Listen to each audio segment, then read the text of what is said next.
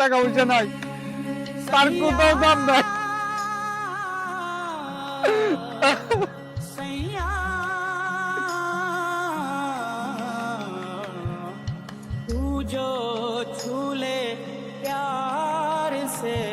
দোস্ত আজ কিন্তু জংশন আইসস, মোরগ কিন্তু তুই খাওয়াইতে হইব। আরে চল, কোনো সমস্যা নাই, মোরগ আমিও খাওয়াবো আজকে। কি রে শাকিল না? হ্যাঁ, এটা তো শাকিলে।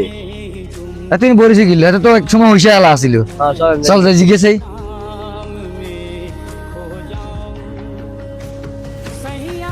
ট্রেনে বলেছিস কা রাত্রে বেলা ফকিনির মতো এনে রাস্তাঘাটায় বলেছিস, কাহিনী কিটা?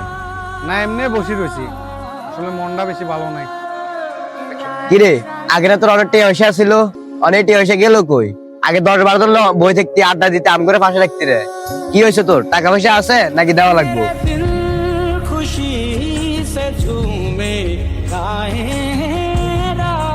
ঠিকই কইছত রে বন্ধু, টাকা পয়সার অহংকারে মানুষরে মানুষ মনে করি না। যদি মানুষরে মানুষ মনে করতাম তাহলে তোর সাথে ব্যবহার করতে পারি না। একটা সময় আমার অনেক টাকা পয়সা ছিল, সাথে 10-12 জন মানুষও আছিল। আজ তারা নাই রে। আজ আমার এই দুঃসময় কেউ আমার পাশে নাই। নিজের মার পেটের ভাই, আমি 40 লাখ টাকা ব্যাংকের থেকে লোন নেওয়ার পরে যখন ব্যবসায় মার খেয়েছি, নিজের মার পেটের ভাইও আমার তাড়ি চলে গেছে। ঠিকই আমার এটাই প্রাপ্য ছিল বন্ধু, তোরা যেটা বলছিস আমার এটাই প্রাপ্য ছিল।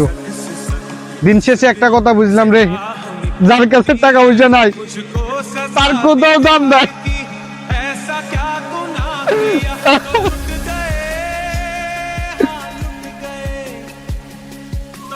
দোস্ত আসলে আমগো দুজনের ভুল হয়েছে দোস্ত, আমরা তোর এইভাবে ইনসাল্ট করানোটা উচিত হয় না দোস্ত। আসলে আমরা বুঝতে পারি না তোর জন্য এই পরিস্থিতি হয়ে গেছে।